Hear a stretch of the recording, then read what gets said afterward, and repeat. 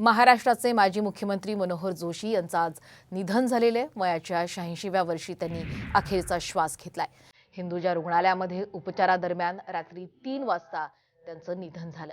हृदयविकाराच्या झटक्यानंतर त्यांच्यावर उपचार सुरू होते।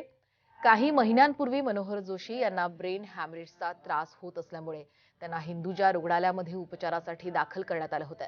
मात्र त्यानंतर प्रकृती स्थिर झाल्यानंतर त्यांना डिस्चार्ज देण्यात आलेला होता।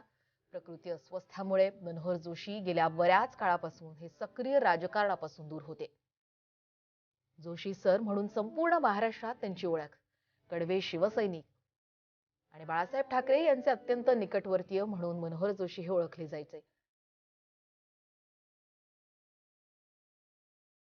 आपण त्यांची राजकीय कारकीर्द पाहूयात ग्राफिक्सच्या माध्यमातून।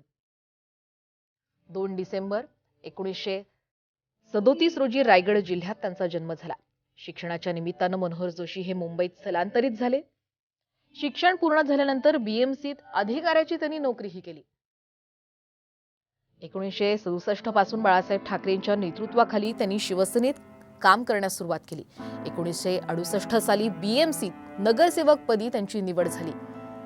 1976 साली बीएमसीच्या महापौरपदी त्यांची निवड झाली। 1990 साली पहिल्यांदा आमदारकीची निवडणूक मनोहर जोशी हे जिंकले।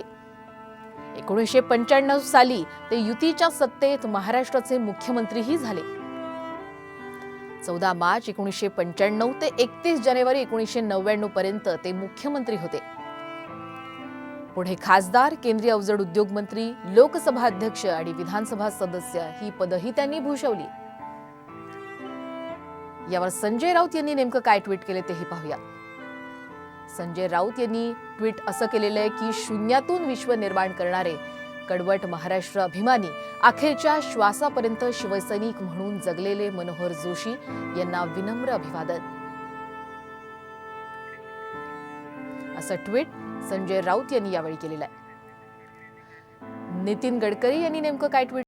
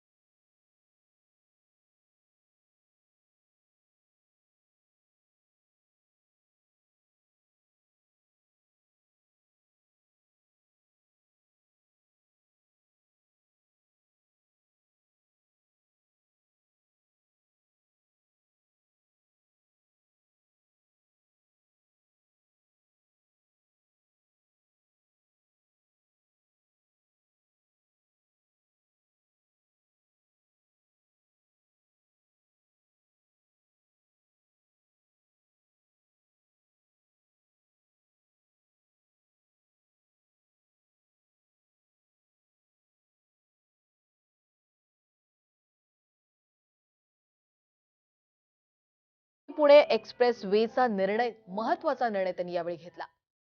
औद्योगिक गुंतवणुकीसाठी ॲडव्हान्टेज महाराष्ट्र ही जागतिक परिषद घेतली।